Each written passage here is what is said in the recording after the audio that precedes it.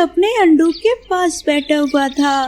दोपहर तक घोंसले में बैठने के बाद चील शिकार ढूंढने निकल जाता है। थोड़ी दूर एक पेड़ पर गौरी कौवे और उसका पति कालू कौवा रहते थे। कालू जी, आज देखना मैं कैसे शरारत करती हूँ जिससे चिड़िया और चील में दुश्मनी बन जाएगी। गौरी जी, जरा ध्यान से, ऐसा ना हो कि चील हमारा ही दुश्मन बन जाए। गौरी कौवे उड़ती है और चील का एक अंडा उठाकर ले जाती है। गौरी कौवे चील का अंडा चिड़िया की घोंसले में रख देती है। गौरी कौवे इधर उधर देखकर वहाँ से भाग जाती है। शाम को चिड़िया अपने घोंसले में वापस आती है। ये अंडा किसका है? ये कबूतर का तो नहीं है, ना ही कौवे का। फिर कौन पक्षी अपना अंडा मेरे घोंसले में छोड़ गया है? शायद कोई बेघर पक्षी होगा। मैं इस अंडे को पालूंगी। रानू चिड़िया अंडे के ऊपर बैठ जाती है। ऐसे ही कुछ दिन गुजर जाते हैं और चील के बाकी के 3 अंडे खराब हो जाते हैं और काले पड़ जाते हैं। मेरे अंडे तो खराब हो गए। मैं अपनी पत्नी के बिना इन अंडों की रक्षा न कर सका। मुझे माफ कर देना मेरी चील, मुझे माफ कर देना। चील की पत्नी को एक शिकारी इंसान ने मार दिया था, इसलिए अब सारी जिम्मेदारी चील पर ही थी। कालू जी, मैं देख कर आती हूँ चिड़िया के घोंसले में चील का बच्चा अभी तक निकला या नहीं। हा। जब उस अंडे से चील का बच्चा निकलेगा तो चिड़िया बेचारी डर जाएगी। बहुत मजा आएगा। गौरी कौवे चिड़िया के घोंसले की तरफ जाती है। चिड़िया, अभी तक पता नहीं चला ये अंडा किसका है? नहीं गौरी बहन, मैंने तो सबसे पूछा है, लेकिन ये अंडा तो किसी का भी नहीं है। चिड़िया, अब इस अंडे से बच्चा निकलने ही वाला है, ध्यान रखना इस अंडे का। ऐसे ही 3 दिन और गुजर जाते हैं और फिर एक दिन चिड़िया चील के पास से गुजरती है तो चील बैठा रो रहा था। मेरे 3 अंडे खराब हो गए और एक कोई उठा कर ले गया। अगर मेरा चौथा अंडा होता तो शायद वो बच जाता। चील भाई, एक अंडा मेरे घोंसले में है, मुझे नहीं मालूम वो अंडा मेरे घोंसले तक कैसे पहुंचा। क्या चिड़िया, मैं वो अंडा देख सकता हूँ? हाँ चील भाई, मैं अभी वो अंडा लेकर आती हूँ। रानू चिड़िया जल्दी से जाती है और वो अंडा उठाकर ले आती है। ये तो मेरा ही अंडा है चिड़िया रानी, इसका रंग भी सफेद है, इसका मतलब मेरा ये अंडा खराब नहीं हुआ। ठीक है चील भाई, आप इस अंडे को ले लें, मैं अब जाती हूँ। जब चिड़िया जाने लगती है तो वो चील रोने लग जाता है। चिड़िया, मुझ पर कृपया करो, आप ये अंडा अपने घोंसले में ही रख लो, वरना मेरा ये आखिरी अंडा भी खराब हो जाएगा। लेकिन मैं एक चील को अपने घोंसले में कैसे रख सकती हूँ? जैसे ही अंडे से बच्चा निकलेगा मैं उस बच्चे को ले आऊंगा। गौरी कौवे ने तो चील और चिड़िया में दुश्मनी डाली थी, लेकिन उन दोनों में तो दोस्ती हो जाती है और चिड़िया चील का अंडा वापस ले जाती है। एक दिन चील के अंडे से बच्चा निकलता है। चिड़िया थोड़ी दूर बैठकर बच्चे को देख रही थी। चिड़िया भागी भागी चील के पास जाती है। चील भाई, आपके अंडे से बच्चा निकल आया है, आप अपना बच्चा ले आए। चील बहुत खुश होता है। चिड़िया, मैं तुम्हारा एहसानमंद हूँ, शुक्रिया मेरे अंडे को बचाने के लिए। फिर वो चील अपने बच्चे को अपने घोंसले में ले आता है। चिड़िया, वो अंडा कहाँ गया है? गौरी बहन, वो अंडा तो चील का अंडा था, मैं उस अंडे से निकलने वाले चील के बच्चे को चील भाई को दे आई हूँ। क्या चील ने तुम्हें कुछ कहा? नहीं, बल्कि वो चील तो मेरा दोस्त बन गया है। गौरी कौवे गुस्से में वहाँ से चली जाती है। गौरी, क्या हुआ तुमको? तुम बहुत गुस्से में हो। कालू जी, चिड़िया और चील में दोस्ती हो गई है। ये सब तुम्हारी वजह से हुआ है। ना तुम चील का अंडा चिड़िया के घोंसले में रखती और ना उन दोनों में दोस्ती होती। एक दिन चिड़िया दाना लेने गई हुई थी। चिड़िया जब अपना दाना ढूंढकर वापस आने लगती है तो वहाँ गौरी कौवी आ जाती है। छोटी चिड़िया, लाओ ये दाना, तो मुझे दे दो, ये दाना मेरा है। क्यों जी, ये दाना तो मेरा है, मैंने ढूंढा है इस दाने को। मैं बहुत मारूंगी तुम्हें चिड़िया की बच्ची, हाथ तो लगाओ मुझे, मैं भी मारूंगी तुम्हें। गौरी कौवी आगे बढ़ती है और चिड़िया को मारना शुरू कर देती है। बचाओ बचाओ, कोई मुझे बचाओ। गौरी कौवी चिड़िया को मार मार कर उसका दाना छीन कर ले जाती है। मैं बताऊंगी, मैं अपने दोस्त चील को बताऊंगी। चिड़िया जल्दी से चील के पास जाती है। चिड़िया चिड़िया, क्या हुआ, तुम रो क्यों रही हो? चील भाई, मुझे उस कवि ने बहुत मारा है, ये देखो पंख पर मारा है मेरे उस कवि ने। उस कवि की इतनी हिम्मत कि मेरे दोस्त चिड़िया को मारे, मैं छोड़ूंगा नहीं उस कवि को। रात हो जाती है। कौवा और कौवे अपने घोंसले में सो रहे थे। चील चुपके से उनके पेड़ पर आ जाता है। कालू, ये क्या, तुम अभी तक सोई नहीं, चुप करके सो जाओ। फिर जब गौरी कौवी करवट लेती है तो उसका ध्यान चील पर जाता है। चील भाई, तुम यहाँ इस वक्त? हाँ, आज मुझे कोई शिकार नहीं मिला खाने को, बहुत भूख लगी है, तो सोचा आज कौवों का डिनर करा जाए। कालू तो चुपकर वहाँ से भाग जाता है, लेकिन चील गौरी कौवी को पकड़ लेता है और उसकी गर्दन मरोड़कर उसे खा लेता है। ऐसे गौरी कौवी को बुरे कामों की सजा मिलती है। कालू कौवा तो इतना डर गया था कि वो जंगल छोड़कर ही दूसरे जंगल चला जाता है और चिड़िया अपने घर में खुशी खुशी रहने लगती है। एक दिन जग्गू कौवा बहुत ज्यादा रोए जा रहा था। मम्मा मम्मा, मुझे नहीं जाना स्कूल, मुझे ये पढ़ाई बिल्कुल भी पसंद नहीं। ओए, तुम्हारी पसंद की तो ऐसी की तैसी, कहा ना जग्गू, बैग उठाओ और तुरंत स्कूल जाओ। मम्मा, मैंने भी कहा ना, मैं नहीं जाऊंगा स्कूल, मतलब नहीं जाऊंगा। तभी कालू कौवा एक बड़ा डंडा लेकर जग्गू कौवे के पास आता है। क्या हो रहा है, ये घर में इतना शोर क्यों है? देखिए न कालू जी, ये जग्गू है कि स्कूल ही नहीं जा रहा, सुबह से रोए जा रहा है बस। पापा, मुझे नहीं जाना स्कूल, मैं नहीं जाऊंगा आज स्कूल। चलो जग्गू, तुरंत अपना बैग उठाओ और स्कूल जाओ, वरना आज इस डंडे से बहुत मार लगाऊंगा तुम्हें।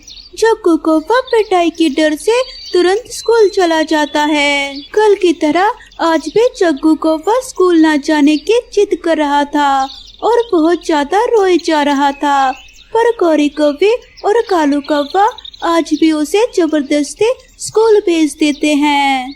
गौरी, मैं तो बहुत ज्यादा परेशान हो गया हूँ जग्गू को मार मार कर, परंतु वो है कि स्कूल जाना ही नहीं चाहता। अब तुम ही बताओ, अगर वो स्कूल नहीं जाएगा तो वो भी मेरी तरह समोसे ही बेचेगा।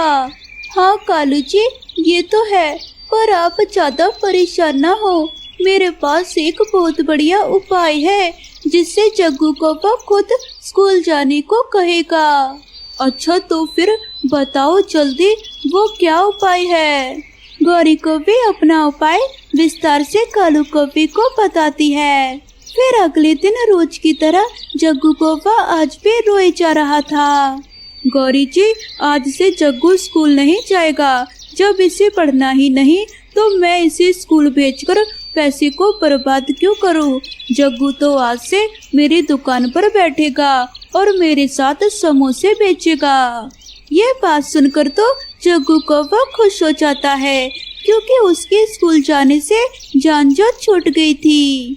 पापा ठीक है, मैं आज से आपकी मदद करवाऊंगा और आपके सारे समोसे बिकवा दूंगा। जग्गू कौवे का स्कूल छुड़वाकर कालू कौवा उसे आज अपनी दुकान पर ले जाता है। जग्गू कौवा दुकान पर आकर बड़ी मेहनत से समोसे तल रहा था और पक्षियों को भी अकेले ही समोसे दे रहा था। जग्गू कौवे को इतनी मेहनत से काम करते हुए देख कालू कौवा मन ही मन सोचता है, अरे वाह, जग्गू तो मुझसे भी ज्यादा अच्छे समोसे तल रहा है और ग्राहकों को भी कितने अच्छे से संभाल रहा है। भाई मुझे तो कोई काम ही नहीं करना पड़ रहा। ऐसे ही एक हफ्ता गुजर जाता है। कालू कौवा तो अब पेड़ के छांव के नीचे आकर आराम से सो जाता था और जग्गू कौवा बेचारा पूरी दुकान अकेले ही संभालता था। रोज रोज इस काम से अब जग्गू कौवा बहुत ज्यादा परेशान हो गया था। मम्मा, आज मैं दुकान पर नहीं जाऊंगा, मुझे नहीं बेचने कोई समोसे। समोसे बेचने से अच्छा है कि मैं स्कूल ही चला जाऊं। स्कूल जाने की बात सुनकर गौरी कौवी तो बहुत ज्यादा खुश हो जाती है। अरे सुना कालू जी, जग्गू ने क्या कहा, इसे स्कूल जाना है। कालू जी, हमारा उपाय सफल हो गया। चलो बेटा जग्गू, जल्दी से तैयार हो जाओ, मैं आज तुम्हें खुद जाकर स्कूल छोड़ाऊंगी। ये सब बातें सुनकर कालू कौवा तो मन ही मन सोचता है, हाय रे, ये क्या हो गया। अगर अब से जग्गू कौवा स्कूल जाएगा तो मुझे दोबारा से समोसे की दुकान अकेले ही संभालनी होगी। हाय रे, मेरा तो आराम ही छिन जाएगा, मैं फिर सोऊंगा कैसे। गौरी जी, जग्गू ने जितना पढ़ना था बस पढ़ लिया। अब से जग्गू मेरे साथ काम करेगा और समोसे बेचने में मेरी मदद करेगा। क्या? पर कालू जी, ये सब तो हमारा उपाय था ना, और अब देखे जग्गू तो खुद स्कूल जाने को बोल रहा है, तो आप इसे क्यों रोक रहे हो? बस गौरी, मैंने एक बार कह दिया ना, जग्गू स्कूल नहीं जाएगा तो नहीं जाएगा। चलो जग्गू, मेरे साथ काम पर चलो। कालू कौवा जबरदस्ती आज जग्गू कौवे को अपने साथ काम पर ले जाता है। अब तो कालू कौवा जग्गू कौवे की वजह से बहुत ज्यादा आलसी हो गया था। वो अपने आराम की वजह से जग्गू कौवे का भविष्य खराब कर रहा था। इन सब की वजह से गौरी कौवी तो बहुत ज्यादा परेशान हो गई थी। क्या बात है गौरी, काफी दिनों से परेशान लग रही हो, तुम बताओ मुझे क्या बात है। गौरी कौवी कालू कौवे की सारी बात विस्तार से रानू चिड़िया को बताती है। हाय रे, कालू कौवा अपने आराम के लिए अपने बेटे के साथ कितना गलत कर रहा है, उसे तो हमें सबक सिखाना ही चाहिए। थोड़ी देर सोचने के बाद रानू चिड़िया अपना उपाय गौरी कौवी को बताती है। वो रानू चिड़िया अपने घर में सिलाई का काम करती थी और काफी ज्यादा बढ़िया बढ़िया कपड़े के भालू बनाकर तैयार करती थी। फिर एक दिन उपाय के मुताबिक रानू चिड़िया बिल्कुल जग्गू कौवे जैसा ही कपड़े का गुड्डा बनाती है। चलो, उपाय के मुताबिक मैंने नकली जग्गू कौवा तो बना दिया, अब आएगा मजा। उधर जग्गू कौवा रोज की तरह कढ़ाई में गर्मा गर्म समोसे बना रहा था और सामने ही कालू कौवा पेड़ के नीचे मजे से सो रहा था। चलो जग्गू, अपनी मम्मा के साथ जाओ, आज तुम्हारे पापा को मैं सबक सिखाकर रहूंगी। गौरी कौवी रानू चिड़िया के उपाय के मुताबिक जग्गू कौवे को वहाँ से ले जाती है और रानू चिड़िया वो जग्गू कौवे जैसा कपड़े का गुड्डा उस गरम गरम तेल में डाल देती है। अरे बाप रे, जग्गू तो कढ़ाई में गिर गया। अरे कालू कौवे, इधर आओ जल्दी। कालू कौवा जल्दी से उठता है और तुरंत से वहाँ पर आता है। अरे बाप रे, ये कैसे हो गया? जग्गू कौवा कैसे गिर गया तेल में? और करवाओ छोटे बच्चों से ऐसे काम। कालू कौवे, तुमने अपने आलसीपन की वजह से जग्गू कौवे को मार डाला। तुम ठीक कह रही हो रानू चिड़िया, मैं आलसी हूँ, बहुत बड़ा आलसी हूँ, ये सब मेरी वजह से ही हुआ है। कढ़ाई में अपने बेटे को देख देख कर कालू कौवा तो बहुत ज्यादा रोई जा रहा था। तभी गौरी कौवे जग्गू को लेकर वहाँ पर आ जाती है। जग्गू कौवे को जिंदा देखकर कालू कौवे की जान में जान आती है। भगवान का शुक्रिया करे कालू जी कि हमारा बेटा अब तक जिंदा है, वरना इस काम की वजह से तो हमारे जग्गू के जान भी जा सकती थी। हाँ कालू भैया, इस गरम गरम तेल में मेरा बनाया हुआ नकली जग्गू कौवा है, पर ये सब कुछ जग्गू कौवे के साथ हो सकता था, इसलिए मैंने बस तुम्हें सबक सिखाया है। हाँ रानो चिड़िया, मैंने तो कभी ये सोचा ही नहीं कि मैं अपने बच्चे से इतना खतरनाक काम करवा रहा हूँ जिससे इसकी जान भी जा सकती है। तुम्हारा बहुत बहुत शुक्रिया कि तुमने आज मेरी आंखें खोल दी। मैंने अपने बेटे के साथ बहुत गलत किया। अब सब कुछ ठीक हो जाता है। रोजाना सुबह होते ही बिना रोए जग्गू कौवा स्कूल चला जाता है और कालू कौवा अपने काम पर चला जाता है। दोस्तों, अगर कहानी पसंद आई हो तो वीडियो को ज़्यादा से ज़्यादा लाइक करें और अपने दोस्तों के साथ शेयर करें। आपका धन्यवाद। ये आप क्या कर रही हो? बेटा, कुछ दिनों बाद न्यू ईयर है, बस उसी की लिस्ट बना रही हूँ। सोच रही हूँ कि इस बार घर में छोटी सी न्यू ईयर पार्टी रख लूँ। अमीर लोग छोटी छोटी चीजों को भी कितने अच्छे से सेलिब्रेट करते हैं। रानो, वहाँ खड़े खड़े क्या सोच रही हो? कुछ नहीं मालकिन, मैं तो बस यहाँ ये बोलने आई थी आपसे कि मेरा काम हो गया है। इतना बोलकर रानो चिड़िया घर चली जाती है और घर जाकर अपने बच्चों के लिए खिचड़ी बनाती है। कुछ देर बाद उसके बच्चे घर आ जाते हैं और घर आते ही रानो से कहते हैं, माँ, दादी, आपको पता है हमारे स्कूल में इस बार भी न्यू ईयर सेलिब्रेट किया जा रहा है और इसलिए टीचर ने 100 रुपए मांगे हैं। सभी बच्चे न्यू ईयर सेलिब्रेट करने के लिए 100 रुपए जमा करा रहे हैं। हमें भी करना है ताकि हम भी न्यू ईयर सेलिब्रेट कर सकें। अरे बेटा, क्या करोगे न्यू ईयर सेलिब्रेट करके? हर बार की तरह छुट्टी कर लेना। इस बार भी पता है ना पैसे की कितनी तंगी है। दादी, हम लोग कभी भी न्यू ईयर सेलिब्रेट नहीं करते, पर इस बार हमें अपने स्कूल में न्यू ईयर सेलिब्रेट करना है। हमें नहीं करनी छुट्टी। बेटा, दादी से ऐसी बात नहीं करते।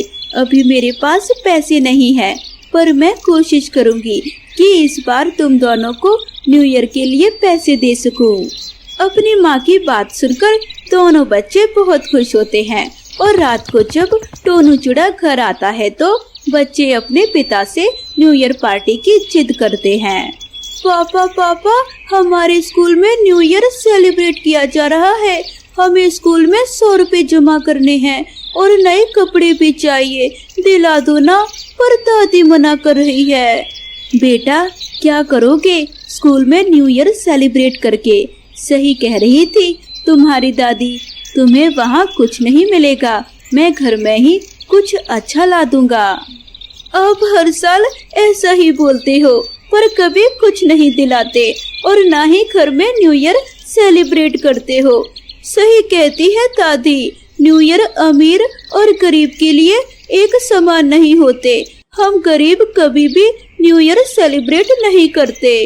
दोनों बच्चे नाराज होकर सो जाते हैं और अपने बच्चों को उदास देखकर रानो को बहुत बुरा लगता है और अगले दिन वो सेठानी के घर जाती है, जहाँ वे काम खत्म करके शाम को डरती हुई सेठानी के पास जाती है।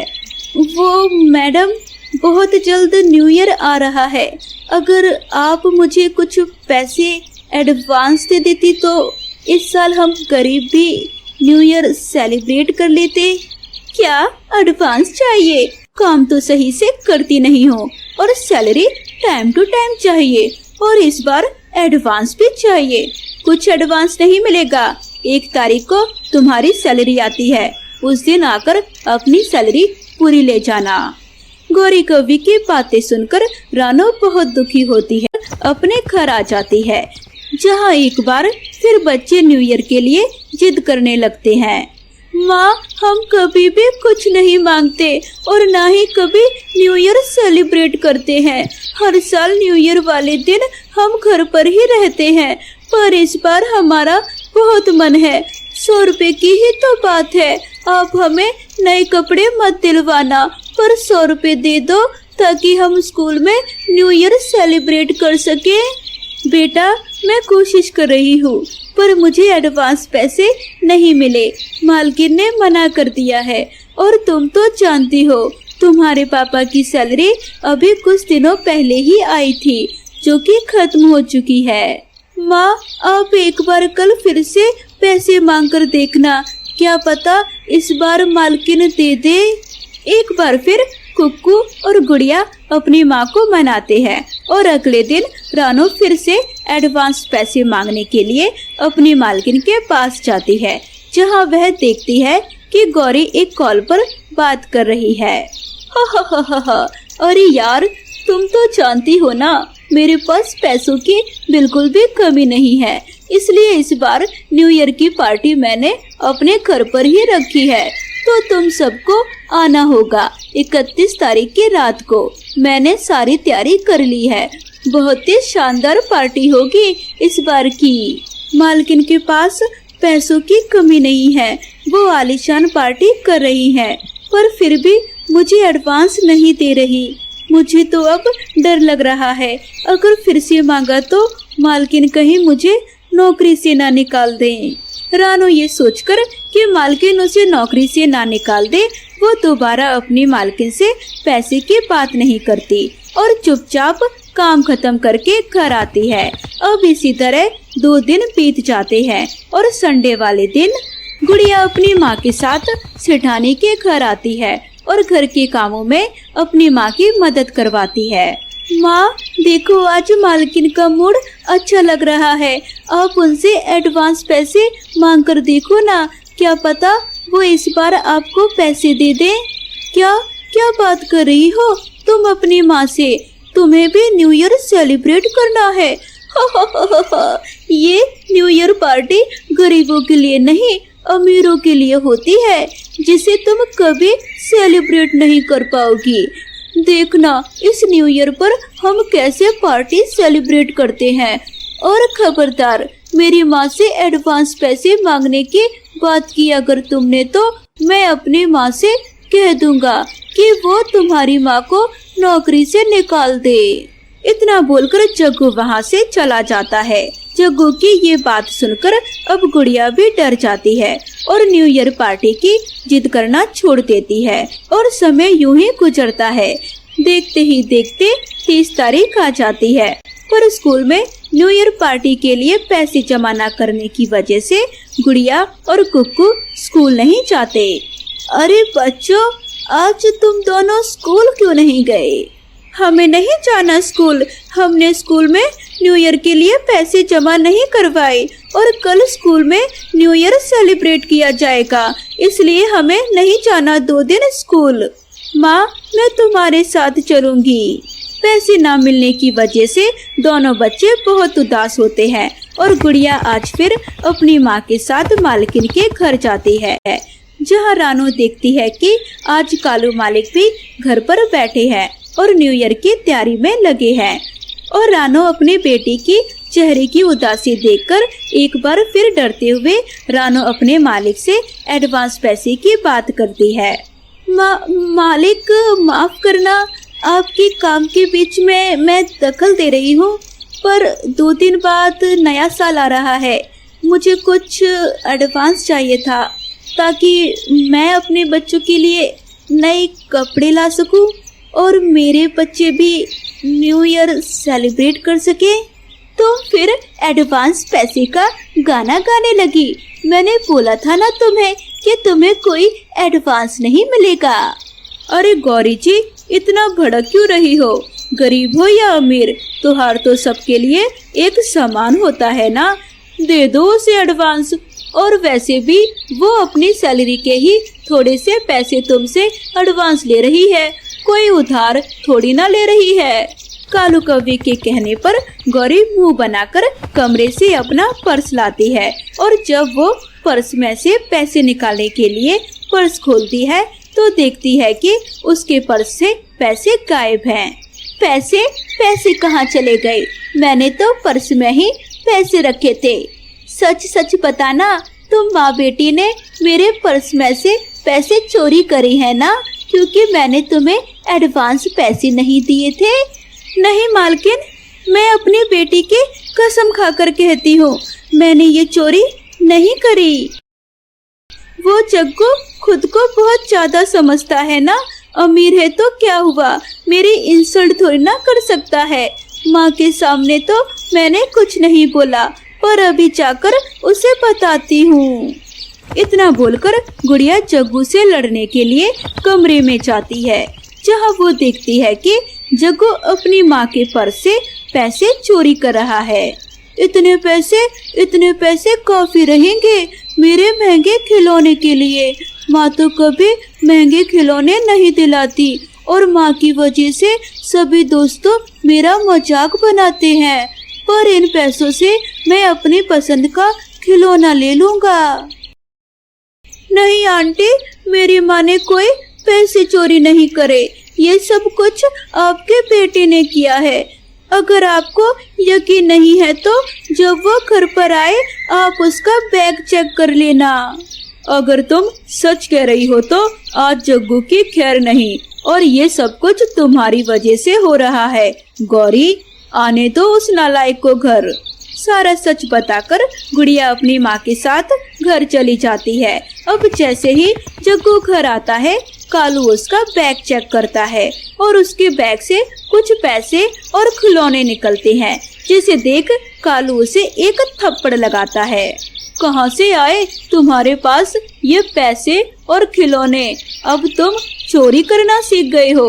और गौरी, तुमने उस गरीब परिवार के साथ बिल्कुल सही नहीं किया। अब हमें अपनी गलती सुधारनी होगी। हम आज ही कुछ गिफ्ट और कपड़े लेकर उनके घर जाएंगे और उन्हें न्यू ईयर के लिए इनवाइट करेंगे। कालू की बात सुनकर और जग्गू बेटी की इस बुरी हरकत से गौरी कवि को भी समझ आ जाता है कि अमीर और गरीब का न्यू ईयर एक समान नहीं होता, और गौरी अपने पति के साथ रानू चिड़िया के परिवार के लिए कपड़े और गिफ्ट लेकर उसके घर आ जाती है।